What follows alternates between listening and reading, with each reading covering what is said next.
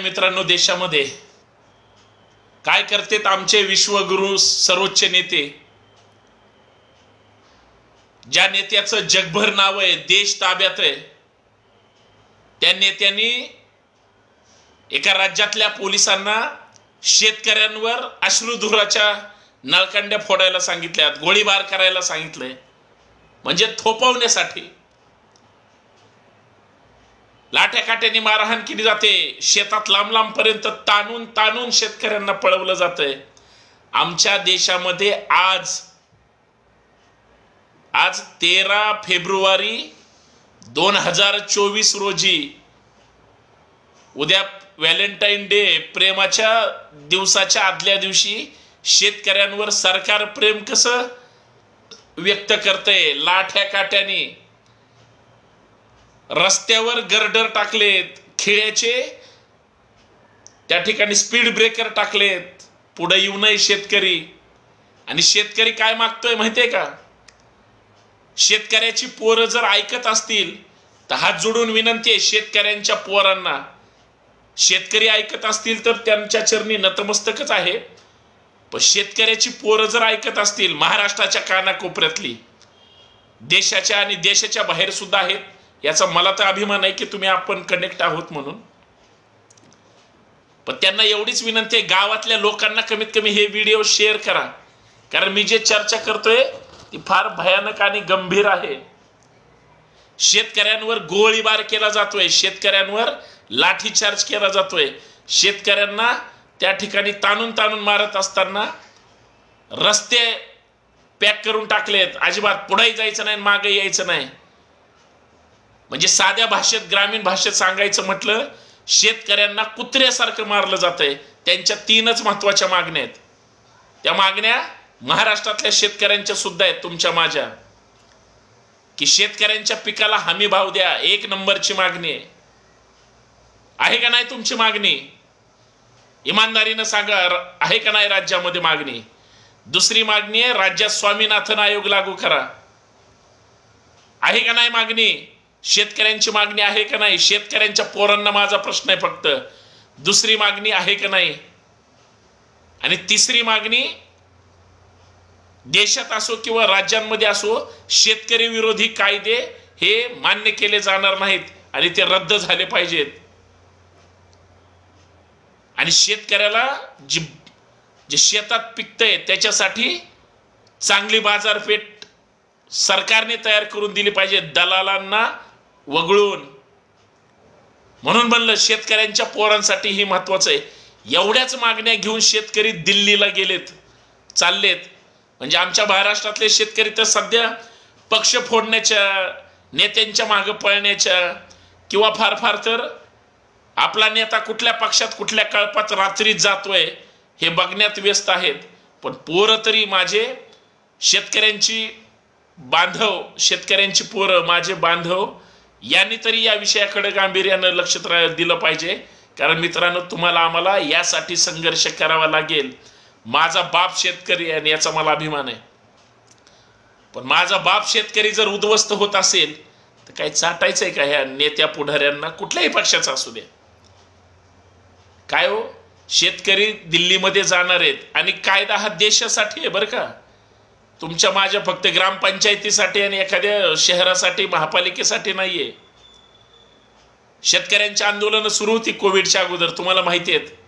राज्यात आंदोलन सुरू होती. आम्ही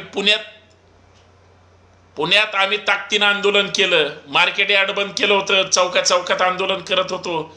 त्या सेंट्रल बिल्डिंगला सुद्धा म्हणजे त्यावेळेस सगळ्या कार्यालयांना लॉक लावून टाकायचं होतं. इतकं ताकदीनं का करतोय?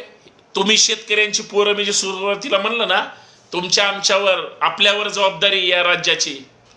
आपला बाप आपल्यासाठी खूप काय करतोय म्हणून. अरे, शेतकऱ्यांनी एक दाणा जर पेरला, हजारो दाणे सोन्यासारखे उगवतो. त्या उगवलेल्या धान्याला किंमत तर मिळाली पाहिजे. आणि ही जर मागणी करत असेल सरकारकडं, तर सरकार त्यांच्यावर लाठीचार्ज करणार, गोळीबार.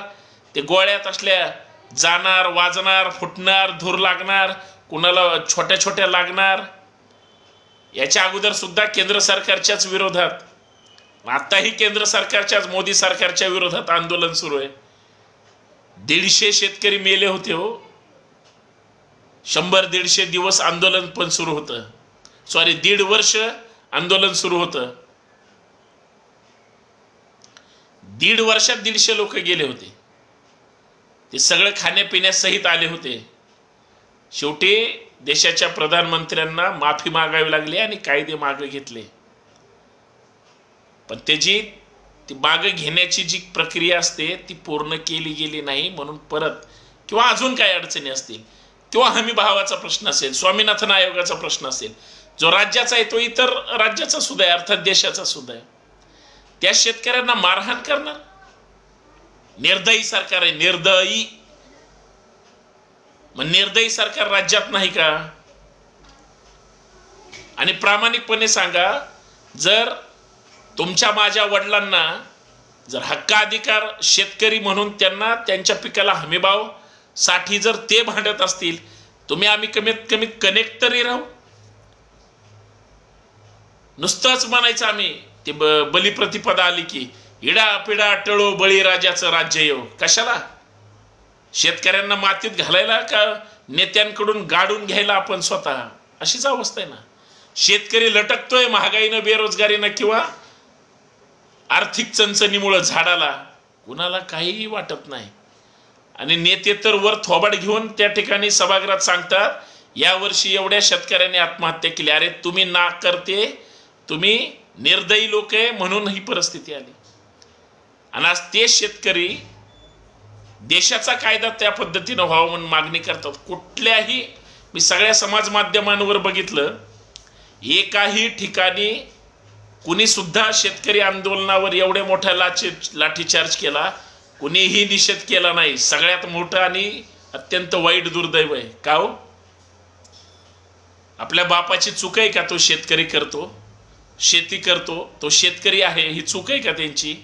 का आपण त्या शेतकऱ्याच्या पोटी जन्म घेतलाय म्हणून आपली चूक आहे? काय लक्षात घ्या, शेतकऱ्याच्या कष्टावर जगणाऱ्या ढेकणांनो किंवा गोचिडांनो लक्षात घ्या, शेतकऱ्यांनी जर नाही केला पेरा तर काय खाणार धतोरा? शेतकऱ्यांची अवस्था जर अशी करून टाकणार असाल तर शेतकऱ्यांनी ठरवलं तर तुमचा बाजार सुद्धा उठू शकतो. तुम्ही 5 स्टार हॉटेलमध्ये सुद्धा जे काही अन्न खात असाल ते त्या शेतकऱ्याच्या शेतात पिकतंय, जो कष्टाने रक्ताचं पाणी करून घाम गाळून तो पिकवतोय. कवडी मोल विकत घेऊन तुम्ही ते हजारो रुपयाला विकताय. हे तुमचं स्किल आहे. शेतकऱ्याच्या स्किलला काडीची किंमत नाही. आणि कायदे परत शेतकऱ्याच्या विरोधात केले जातात. शेतकरी विरोधी कायदे जर या राज्यात राबवले जात असतील आणि आमच्या कुठल्याच नेत्याला त्याचं काही वाटत नसेल आणि सगळ्या पक्षाचे सगळे नेते जर मूग गिळून गप्प बसत असतील तर असले दलिंदर मानसिकतेचे नेते सुद्धा नको आहेत. नेते बदला, साधं सरळ माझं म्हणणं आहे. संभाजी ब्रिगेडचा कार्यकर्ता आहे म्हणून सांगतो, मागणी आणि घोषणाच आहे, शेतकऱ्याच्या पिकाला हमीभाव आणि दारूमुक्त गाव. का उद्ध्वस्त केले? पोरांच्या हाताला कामधंदे नाही, शेतकऱ्याची पोरं अशीच घरात बसून आहेत आणि मग व्यसनाधीनतेकडे वळतात. शेतकऱ्याच्या पिकाला जर हमीभाव मिळाला, त्याला जर सोन्याचे दिवस आले आणि शेतकऱ्याची पोरं कष्टाळू असतात, चिकट असतात, लाजत नाहीत. आज पोरं संघर्ष करतात म्हणून MPSC UPSC मध्ये किंवा वेगळ्या वेगळ्या पदावर त्या ठिकाणी जातात. दुर्दैव आहे, नंतर ते किंमत ठेवत नाहीत आपल्या बापाच्या कष्टाची, ही गोष्ट वेगळी. पण पोरं तिथं जावेत म्हणून ही सगळ्या गोष्टी आहे. पण लाजा वाटल्या पाहिजेत. आज नोकऱ्या त्या ठिकाणी काढल्या जात नाहीत, नोकर भरती नाही, काही नाही, उद्ध्वस्त सगळा प्रकार सुरू आहे. राज्यकर्त्यांना काही वाटत नाही, त्यांची वेगळीच मशगूल आहेत, ते त्यांची राजकीय मशागत वेगळी आहे. पण शेतकऱ्याला मारून हाणून, हरियाणातला शेतकरी असू द्या किंवा पंजाबचा शेतकरी असू द्या, दिल्लीतला शेतकरी असू द्या, झारखंडचा असू द्या, शेतकरी हा महाराष्ट्रातला असू द्या, कर्नाटक, आंध्र प्रदेश किंवा बिहारचा असू द्या, शेतकरी शेतकरीच आहे. शेतकऱ्याला जात नाही, धर्म नाही, पंथ नाही, काय नाही. शेतकरीच अशी एक जात आहे जिथल्या मातीशी त्यांची डायरेक्ट नाळ आहे. म्हणून पूर्वी प्रामाणिक शेतकऱ्याला प्रति बोललं जायचं, जय जवान आणि जय किसान. तो किसान ही मातीत घातलाय आणि जवान सुद्धा निवडणुकीच्या काळामध्ये सोयीनं एखादी घटना करून आमच्या जवानांना सुद्धा त्यांचा वापर केला जातोय. अशी जर राज्य करते, आता तुम्ही म्हणाल कस काय? आठवा बरं, एका राज्यपालाने जम्मू काश्मीर मधले जे माझे आहेत त्यांनी खरं खरं सांगितलं होतं आता मागच्या 4-6 महिन्यापूर्वी. कुठला हल्ला होता तो? जवान हकनाक गेले. आठवा मला सांगा, कारण आमचे पोरं लढतायत तुमच्या आमच्यासाठी. कुठल्या नेत्यांनी केलेलं नाहीच आहे, पण धोरणामुळं हे फार विचार करणं गरजेचं आहे. राज्यपालाला नंतर जेवढ्या काय चौकशा लावल्या राज्यपाल बोलायचीच बंद झाली. ते माझे वयस्कर आहेत.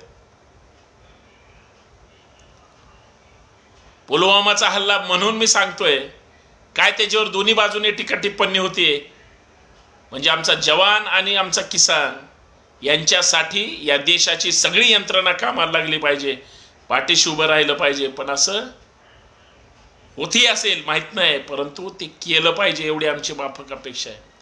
जवान ही तेवढाच महत्वाचा आहे, तरुण सुद्धा तेवढाच महत्वाचा आहे आणि किसान शेतकरी सुद्धा तेवढाच महत्वाचा आहे. राजकारण तुमचं होत राहील, पण शेतकऱ्यांवर जर लाठीचार्ज होत असेल मित्रांनो, बांधवांनो, माता भगिनींनो, तर फार वाईट आहे. म्हणून मी सुरुवातीला म्हटलं, आत्ता पण म्हणतोय, जास्तीत जास्त याच्यासाठी शेअर करा. मराठवाड्यातल्या प्रत्येक तालुक्यात जिल्ह्यापर्यंत ही व्हिडिओ गेली पाहिजे आणि त्यांना कळलं पाहिजे आमच्या शेतकऱ्यांना जर हमी भाव पाहिजे असेल, आमच्या शेतकऱ्यांना जर स्वामीनाथन आयोग पाहिजे असेल, आमच्या शेतकऱ्यांच्या पिकाला आणि प्रत्येक उत्पादनाला, मग ते ऊस उत्पादक असो, फळ उत्पादक असो, धान उत्पादक असो, कुठलाही त्याला त्याच्या पिकाला हमीभाव मिळाला पाहिजे आणि तो सरकारने दिला पाहिजे. ह्या मागणीसाठी जर तिकडे लाठीचार्ज दिल्लीमध्ये होत असेल तर सगळ्यांनी ताकदीनं निषेध केला पाहिजे. म्हणून मराठवाड्यातल्या सगळ्या गावखेड्यातल्या शेतकऱ्यांनो, विदर्भातल्या गावखेड्यातल्या शेतकऱ्यांनो, पश्चिम महाराष्ट्रातल्या प्रत्येक शेतकऱ्यांनो, गावखेड्यातल्या आणि खास करून शहरातल्या, कोकण आणि मुंबई पट्ट्यातल्या, ठाण्यातल्या शेतकरी बांधवांनो आणि त्यांच्या पोरांनो, जास्तीत जास्त तुम्ही आम्ही कनेक्ट जर नाही राहिलो, कुणी भूमिका नाही मांडणार. सरकार विरोधी चर्चा नाही करत, शेतकऱ्यांसाठी चर्चा करतोय, ही तेवढंच लक्षात ठेवा. कारण आमची पिढी अशीच संघर्ष करण्यात मातीत गेली ना, तर पोरं सुद्धा म्हणणार संघर्षाच्या काळात तुम्ही काय मूग गिळून गप्प बसले होते का, म्हणून आपल्याला बोलावं लागतं.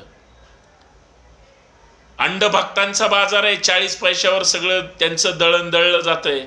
आमचं अन्नधान्य मात्र असंच सडत राहतंय. हे फार वाईट आहे.